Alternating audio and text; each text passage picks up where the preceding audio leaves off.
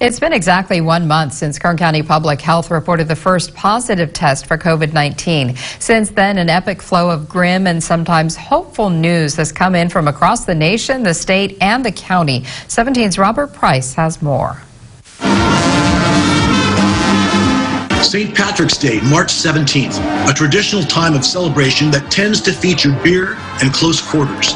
Today, that kind of socializing must seem like a relic of the distant past.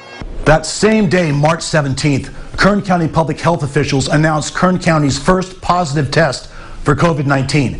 Californians had been watching the virus move across the continent from New York, where it was a full-blown health emergency, and now it was here. This morning at 4 a.m., we were notified that a non-Kern County resident, while visiting Kern County, has tested positive for COVID-19. On March 27th, 10 days after that first positive, the number was 40, and Kern had its first death, 52-year-old Susie Garcia of Delano. And from there, the number of cases took off. On March 19th, Governor Gavin Newsom announced a stay-at-home order applying to all but essential workers. If we're to be criticized at this moment, let us be criticized for taking this moment seriously. And the way we live began to change. The new mantra: sanitize, sanitize, sanitize. Observe social distancing guidelines, and please, if at all possible, stay home. On March 18th, schools throughout the county closed. At first, for just a few weeks, but eventually it was announced for the remainder of the school year.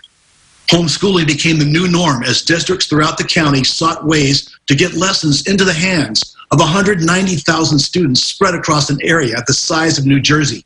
And while school officials were at it, they went into action to feed students too. By March 22nd, most and eventually all churches were live streaming worship services. Gyms, restaurants, and bars emptied. Layoffs, which had already decimated the Northeast, hit the West Coast hard, with California recording 1 million claims for unemployment in a 2-week period, ending March 25th. On April 3rd, just 7 days after that first case, Kern County had 198 cases and its second death, a patient who remains unidentified. For weeks, authorities had been telling Americans face masks were unnecessary for the general population, perhaps even harmful.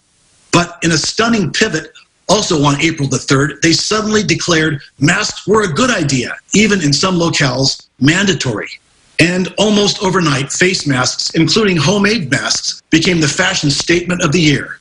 7 days later, on April 10th, local officials announced we'd had 370 tests and a third death, an 82-year-old Army veteran from Bakersfield. In Bakersfield, as in much of the country, restaurants resorted to takeout and delivery, and curbside service became common. Shopping services like Instacart saw their business double, then triple. Same for delivery services, from Amazon down to small local companies. Today, exactly 1 month after the announcement of that first case, Kern has nearly 600 positives, more than double what it had just 10 days ago. And the curve has not hit a plateau. How much higher can it go? Authorities believe Kern County could be as much as 2 weeks behind the curve of the state's major population centers. It seems certain we'll emerge from this COVID-19 crisis a changed society, in some unfortunate ways and also in some positive ways. But first, we must emerge. And 1 month after the COVID-19 virus first came to Kern County, that day is nowhere in sight. For 17 News, Robert Price.